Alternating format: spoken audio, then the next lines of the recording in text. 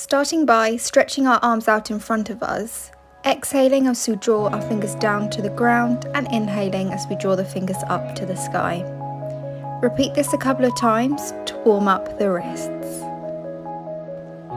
Next, we're going to come onto all fours with our wrists below our shoulders, creating suction cups with our hands, gripping our fingertips into the ground, as well as our knuckles, including the space between our index finger and thumb. Next, staying on all fours, we're going to do some scapular presses.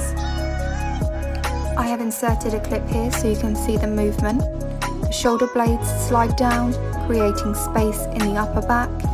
Then they push back together.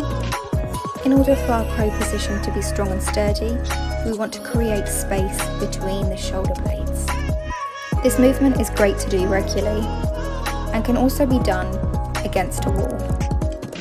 We are now going to go on to engage our core, crossing our ankles and then coming all the way down onto our bottoms. From here, we're going to come into our boat pose, so if you feel comfortable, bring your legs parallel to the mat. If not, bring your feet down to the mat along with me. Your palms should be facing up towards the sky. Suck in the belly button to the spine and bring your belly towards the knees.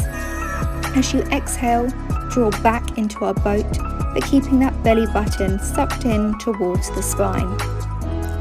Repeat this, inhaling over the knees and exhaling back into our boat position.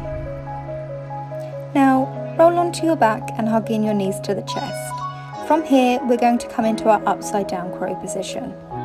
Aim to bring the knee to the mid tricep, just slightly outside of the leg, and then suck in your belly button and round your scapula. This is the position that you should find yourself for crow. Now we're going to roll ourselves over and start practicing our crow pose. At the beginning, if you're finding that you are having pain in your wrists, now's the time to bring in 2 blocks to put underneath your wrists and grip on as shown. If not, place your hands slightly ahead of you and get that grip we practiced in the beginning.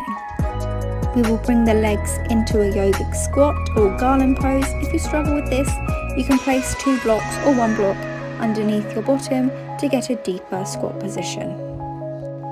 Let's go ahead and practice one leg at a time.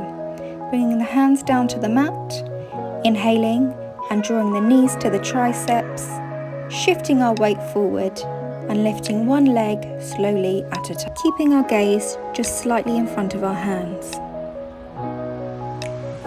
If you aren't feeling confident to bring both legs off the ground from this position, grab 2 blocks and we can place them under each foot as a bird-like perch.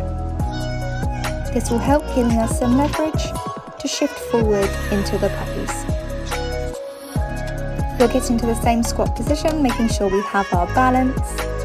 Go ahead and place the hands on the ground, remembering the 3 main components: wrists, scapula and tucking the belly button in. If you feel confident without, move the blocks to one side or feel free to keep them if it gives you more confidence.